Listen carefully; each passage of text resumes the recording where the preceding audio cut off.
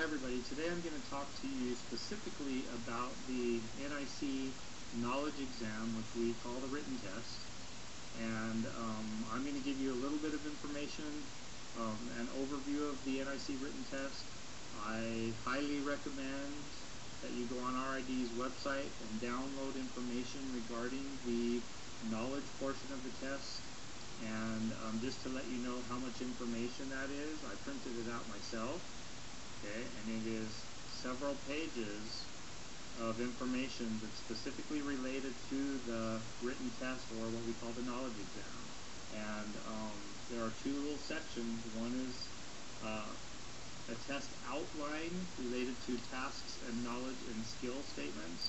And there's another little section that's the knowledge test candidate bulletin. And both of these documents would be useful for you to print and get to know and learn and love, because this is information that's pertinent to you as you strive for certification. So again, we're going to talk a little bit about the written test, and here we go. There are 150 multiple choice questions on the test.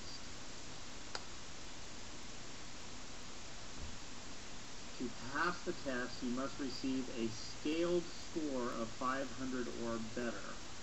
Now, in my information regarding that, you'll have to read and see if there's information that tells you what the scaled score means.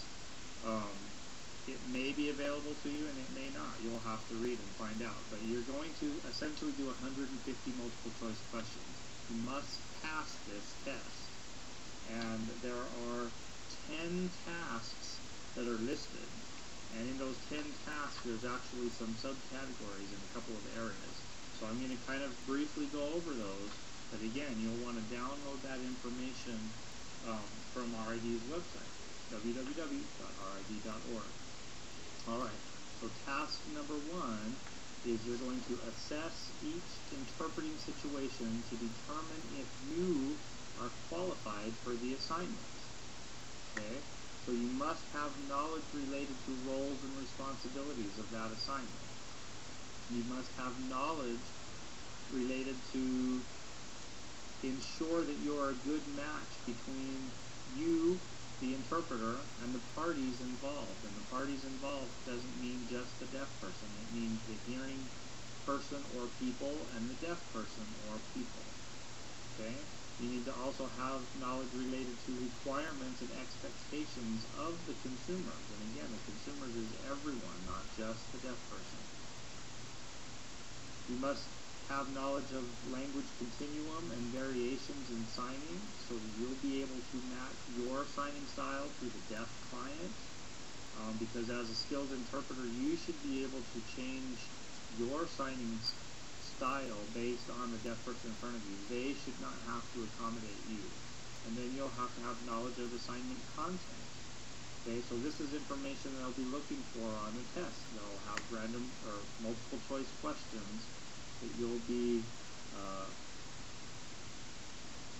reading and thinking about, using your critical thinking skills to figure out what is the best answer. Okay?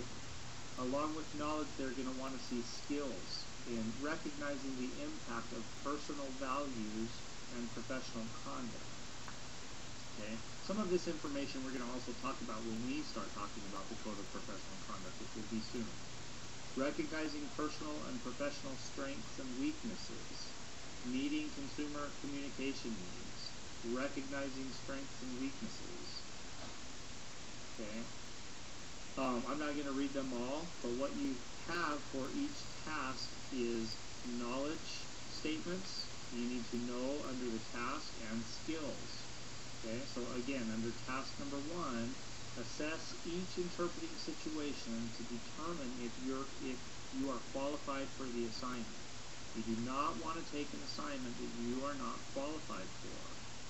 There are plenty of interpreters, although we'll talk about the shortage of interpreters, but there are plenty of interpreters who are qualified for various settings and situations, and you want to make sure that before you take an assignment, you are qualified for that setting, that situation, those deaf people, those hearing people, that content, that vocabulary, Okay. Task number 2, prepare for the assignment by determining logistics and purpose of the interaction for all parties involved. Okay. There are knowledge and skill statements related to that I will expect that you will get from RID's website. But some of the things that's related to that is logistics includes, do you need a teammate? Should your teammate be a deaf person or should it be a hearing person? Is the situation calling for simultaneous interpreting or consecutive interpreting? Are there distractions in the room? Is the lighting appropriate? Is the placement appropriate? Does the deaf person make the determination of placement, or do you, or does the hearing person, or how does that get facilitated appropriately? Okay. What are the goals of the parties involved? So if let's say that it's an assignment where there is a hearing speaker and a deaf client, what is the goal of that hearing speaker? What are they trying to convey? And as the deaf client, what is their goal for being at that situation? Are they just listening? Are they trying to learn something? So those are considerations that you'll consider, that you'll think about related to accepting assignments. Being prepared. So task number 2, prepare for the assignment by determining logistics and the purpose.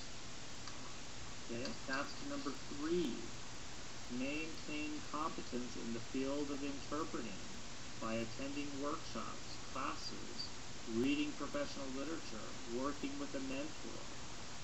So these are questions that they're going to ask you related to that. Things probably such as, how is attending a deaf event beneficial to you? What available resources do you have on a national level, on a local level, on a state level? What are the benefits of being involved of professional organizations? What are the current cultural trends?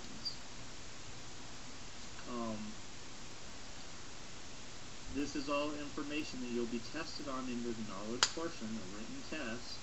So you're going to want to make sure that you understand what RID expects of you as an interpreter in maintaining competence in the field of interpreting.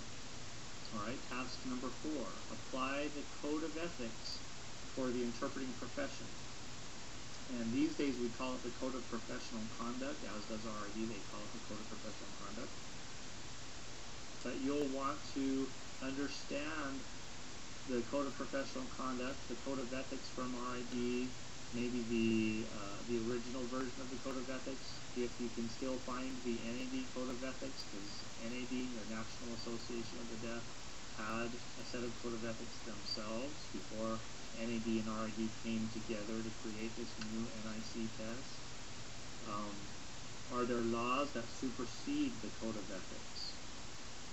And so you're going to want to understand how to appropriately apply the Code of Professional Conduct, or appropriately apply ethics into various situations. So they'll be testing you on that under the knowledge test, under the written test.